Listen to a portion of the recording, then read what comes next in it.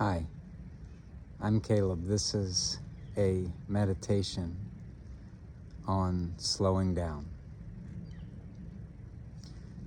As caregivers, those of us in death care, those of us who caregive in other capacities, oftentimes we're not just caregiving for one person, one family, we're caregiving for many families.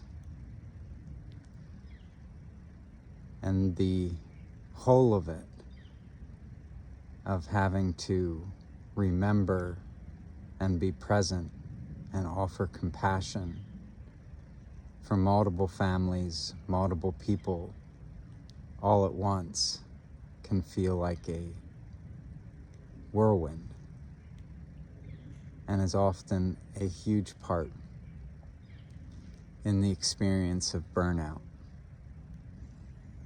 We start moving so fast to make sure that we're attending to everybody and meeting everybody's needs, caring for and loving with the best of our abilities those who are in pain, those who need our help, those who we're raising, perhaps as parents. I'm hiking this morning and it's snowing. Although you can't see it, I'm on a hill that's pretty rocky. I usually try to keep a good pace when I hike.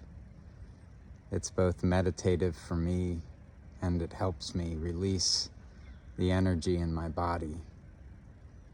And keeping a certain pace is important for me, important for my body. I cannot keep that pace this morning. It's too dangerous.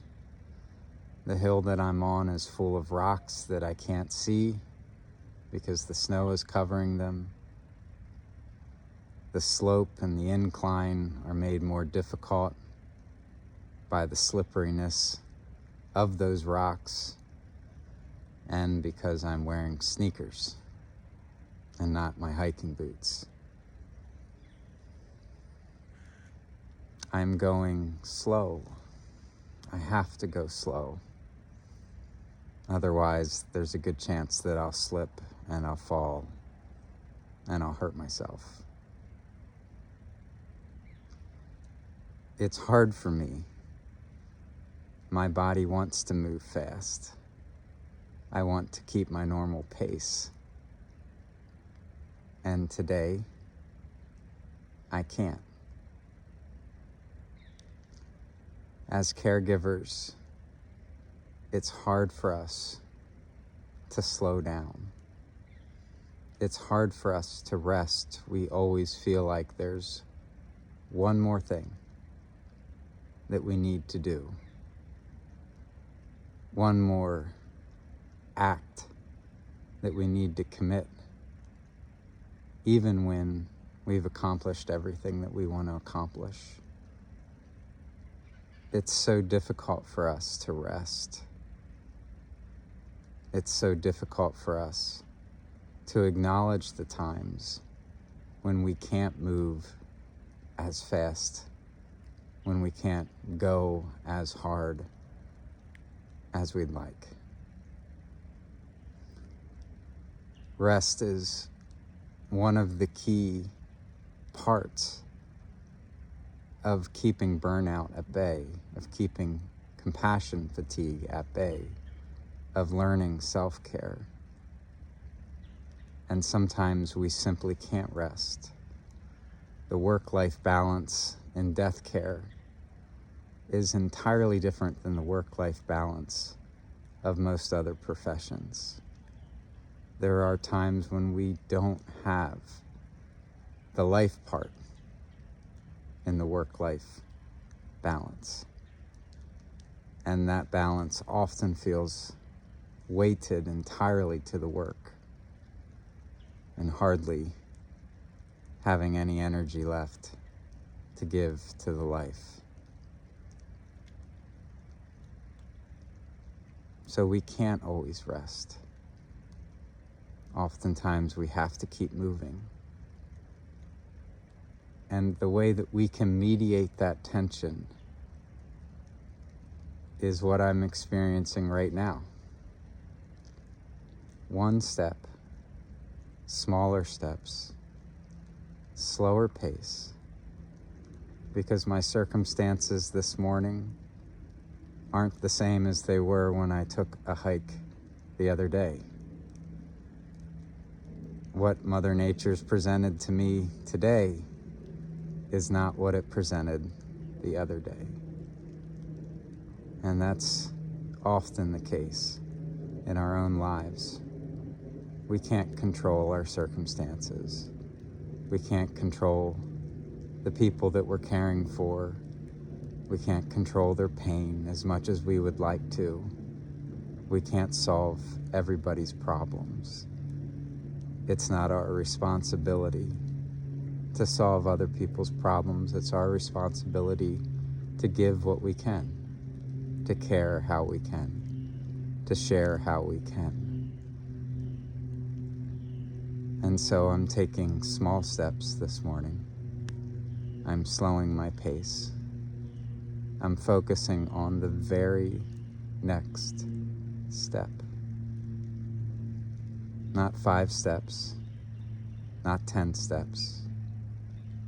If I'm to get through this healthy and not fall and hurt myself, one step is all I can do. There's times when we can't rest, even when we should.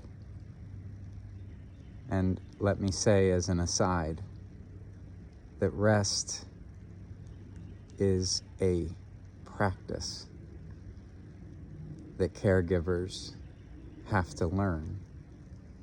It's not always natural for us to stop. It's not always natural for us to take the time to ourselves, to refuel, to eat what we've been cooking, to appreciate what we've made. And as I said, we can't always rest. But what we can do is take one step. Focus on directly the thing in front of you. Not the 5 things.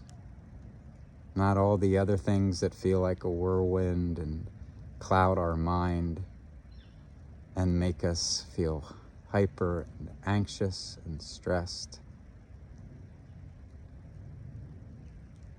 One step. So I invite you to recognize that there's times in our lives where we can keep the pace. There's also times in our lives where the practice of rest is hard. The discipline of rest is difficult. And when we're in those places, and when our circumstances present themselves in ways that we're not used to, and when life feels overwhelming, one step, the next step. What is your next step? Focus on that. Thinking 10 steps ahead when we're hiking in a snow flurry, going down a hill with slippery rocks and sneakers on, is only going to cause me more anxiety, and I won't get to enjoy the beauty of the snowfall.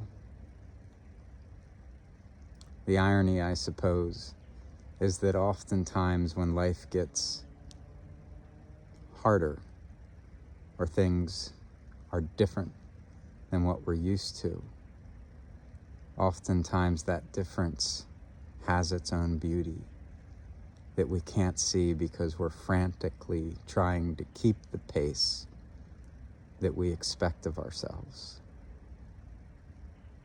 one step on this hike today also allows me to see the beauty, allowing myself to stop and look and witness what is going on around me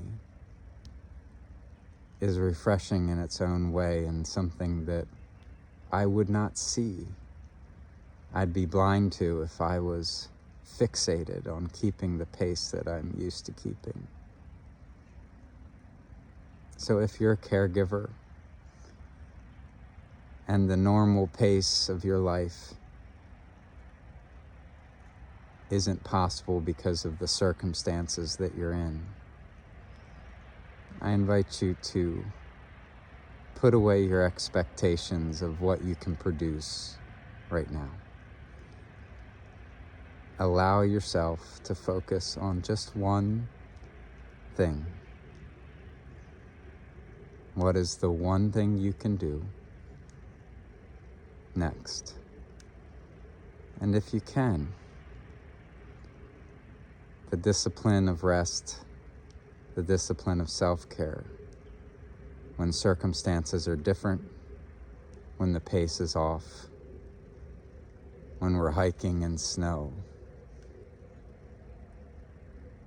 If you can rest, take notice. Because oftentimes in the difference is the beauty. And in the beauty, and in the change, and in the impermanence is where life is. So if you can, if you're able, take a deep breath with me through your nose and out your mouth, the deepest breath you've taken today.